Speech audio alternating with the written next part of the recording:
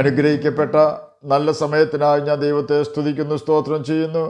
ദൈവവചനം ശ്രവിച്ചുകൊണ്ടിരിക്കുന്ന എല്ലാ ദൈവമക്കൾക്കും വീണ്ടും വരാമെന്ന് അരുളി ചെയ്തവനായ കർത്താവായ യേശു ക്രിസ്തുവിൻ്റെ ധന്യനാമത്തിൽ ഞാൻ എൻ്റെ സ്നേഹവന്ദനം അറിയിക്കുന്നു. ഇന്നത്തെ അല്പസമയത്തെ ചിന്തയ്ക്കായി 37 സങ്കീർത്തനം 18 വാക്യം നമുക്ക് വായിക്കാം. യഹോവ നിഷ്കളങ്കന്മാരുടെ നാളുകളെ അറിയുന്നു, അവരുടെ അവകാശം ശാശ്വതമായിരിക്കും. അനുഗ്രഹിക്കപ്പെട്ട ഒരു വേദവാക്യമാണ് നാം കേട്ടത്. ഈ വാക്യം ഇംഗ്ലീഷ് NIV വെർഷനിൽ the blameless spend their days under the lord's care and their inheritance will endure for ever എന്നും, ഇംഗ്ലീഷ് NLT വെർഷനിൽ day by day the lord takes care of the innocent and they will receive an inheritance that last for ever എന്നും, English CSB വെർഷനിൽ the lord watches over the blameless and their days and the inheritance will last for ever എന്നുമാണ് രേഖപ്പെടുത്തിയിരിക്കുന്നത്. ഇതിൻ്റെ എല്ലാം അർത്ഥം നിർമ്മലമായ ഹൃദയത്തിൻ്റെ ഉടമയായ ഒരു വ്യക്തിയെ തൻ്റെ ആയുഷ്കാലം തികയുന്നതുവരെയും ദൈവം ചുറ്റി പരിപാലിക്കുകയും ആ വ്യക്തിയുടെ അവകാശം ശാശ്വതമായി ആ വ്യക്തിക്ക് കൊടുക്കുകയും ചെയ്യും എന്നാണ്.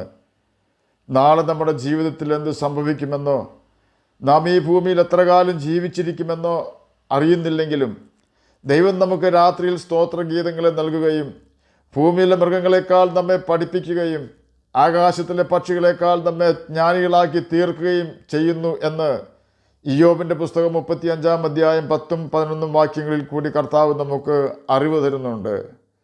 നിഷ്കളങ്കൻ എന്നാൽ കളങ്കിതൻ അല്ലാത്തവൻ എന്നും തെറ്റ് ചെയ്യാത്തവൻ എന്നും ഹൃദയത്തിൽ അകൃത്യമോ പകയോ വെച്ചുകൊള്ളാത്തവൻ എന്നും അർത്ഥമുണ്ട്. ബൈബിളിൽ നിഷ്കളങ്കൻ എന്നതിൻ്റെ അർത്ഥം ദൈവം കൽപ്പിച്ചിട്ടുള്ള എല്ലാ കൽപ്പനകളും കൃത്യമായി അനുസരിക്കുന്നവൻ എന്നാണ്. 15 സങ്കീർത്തനത്തിൽ നിഷ്കളങ്കൻ എങ്ങനെയുള്ള വ്യക്തിയായിരിക്കണമെന്ന് വ്യക്തമാക്കിയിരിക്കുന്നു.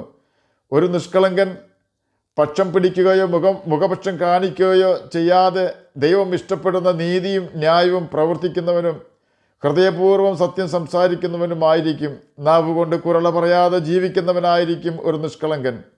കുരള പറയുക എന്നാൽ മറ്റുള്ളവർക്കെതിരെ ആരോപണം ഉന്നയിക്കുകയോ മറ്റുള്ളവർക്കെതിരെ അപവാദം പറയുകയോ കുറ്റം പറയുകയോ ചെയ്യുന്നവനെയാണ്. സാത്താനാണ് മറ്റുള്ളവർക്കെതിരെ കുറ്റം പറയുന്നവൻ. അപവാദി എന്നാണ് സാത്താൻ്റെ മറ്റൊരു പേര്. വെളിപ്പാട് പുസ്തകം 12 അധ്യായം 10 വാക്യത്തിൻ്റെ അവസാന ഭാഗത്ത് ഇപ്രകാരം രേഖപ്പെടുത്തിയിരിക്കുന്നു: നമ്മുടെ സഹോദരന്മാരെ രാപ്പകൽ ദൈവസന്നിധിയിൽ കുറ്റം ചുമത്തുന്ന അപവാദിയെ തള്ളിയിട്ട് കളഞ്ഞുവല്ലോ. ഭൂതലത്തെ മുഴുവൻ തെറ്റിച്ച് കളയുന്ന പിശാചും സാത്താനും എന്ന മഹാസർപ്പമായ പഴയ പാമ്പിനെ ഭൂമിയിലേക്ക് തള്ളിക്കളഞ്ഞു, അവൻ്റെ ദൂതന്മാരെയും അവനോടുകൂടെ തള്ളിക്കളഞ്ഞു എന്ന് വെളിപ്പാട് പുസ്തകം 12 അധ്യായം 9 വാക്യത്തിൽ രേഖപ്പെടുത്തിയിരിക്കുന്നു.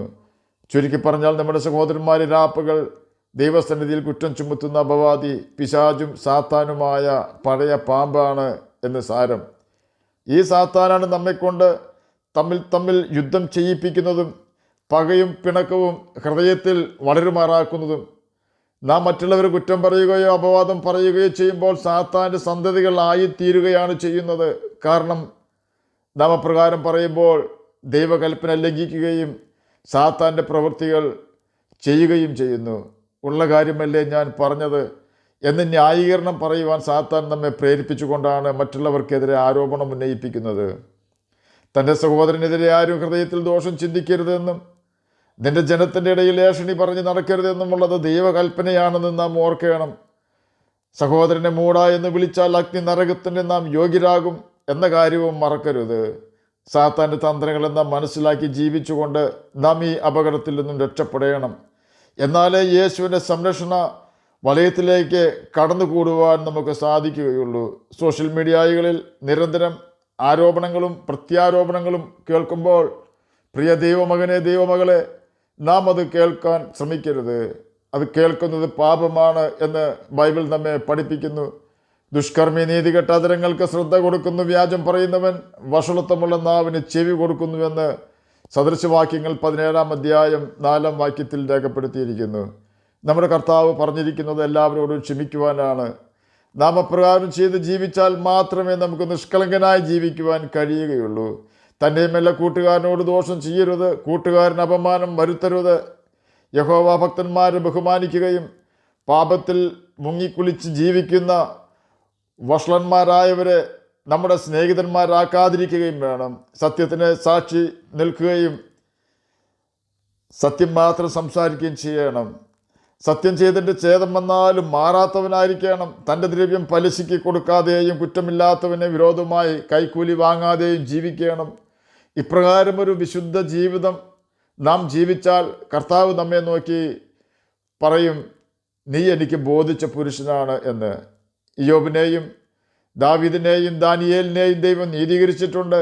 അപ്രകാരം നാം ഒരു നിഷ്കളങ്കനായി ജീവിച്ചാൽ അവൻ നമ്മെ ദുഷ്ടന്റെ കെണിയിൽ വീഴാതെ നമ്മെ സംരക്ഷിക്കുകയും നമ്മുടെ എല്ലാ ആവശ്യങ്ങളും നിവർത്തിച്ചു തരികയും ചെയ്യുമെന്നാണ് 37-ാം സങ്കീർത്തനം 18-ാം വാക്യത്തിൽ കൂടി ദൈവാത്മാവ് നമുക്ക് ഉറപ്പ് തരുന്നത്.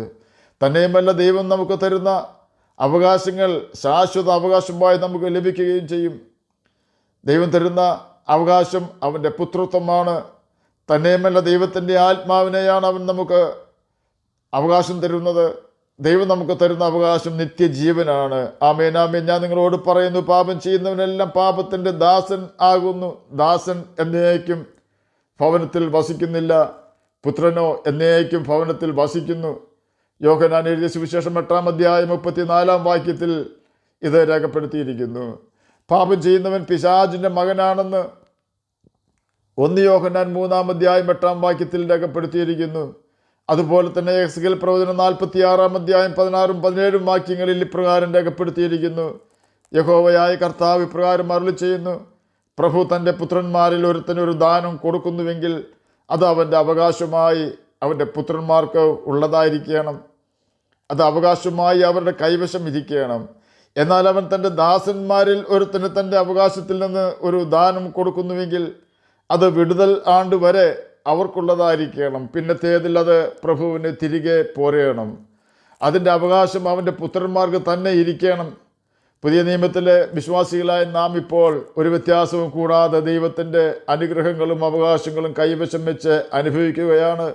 എന്നാൽ ഒന്നുകിൽ നാം മരിക്കുമ്പോൾ, അല്ലെങ്കിൽ യേശു ക്രിസ്തു തൻ്റെ വിശുദ്ധന്മാരെ ചേർക്കുവാൻ ആകാശമേഘത്തിൽ വരുമ്പോൾ നമ്മുടെ വിടുതൽ ആണ്ട് വരികയായി എന്ന് നാം ഓർക്കണം. ഈ സമയത്ത് നാം പാപം ചെയ്ത് ദാസൻ്റെ പട്ടികയിൽ ആയിപ്പോയെങ്കിൽ നിശ്ചയമായും നാം യേശു കർത്താവിൻ്റെ സകല അനുഗ്രഹങ്ങളും തിരികെ കൊടുത്തുകൊണ്ട് ദൈവഭവനം വിട്ട് ഗന്ധകം കത്തുന്ന തീ പൊയ്കയിൽ പോകേണ്ടി വരും. എന്നാൽ നാം പാപം ചെയ്യാതെ നിഷ്കളങ്കനായി ജീവിച്ചാൽ, ആരെയും കുറ്റം പറയാതെ ദൈവത്തിൻ്റെ കൽപ്പനകളും ചട്ടങ്ങളും അനുസരിച്ച് ജീവിച്ചാൽ, നിശ്ചയമായും ദൈവം നമുക്ക് തരുന്ന അവകാശങ്ങളും അനുഗ്രഹങ്ങളും നമുക്ക് തന്നെ ശാശ്വത അവകാശമായി പ്രാപിക്കുവാൻ സാധിക്കും.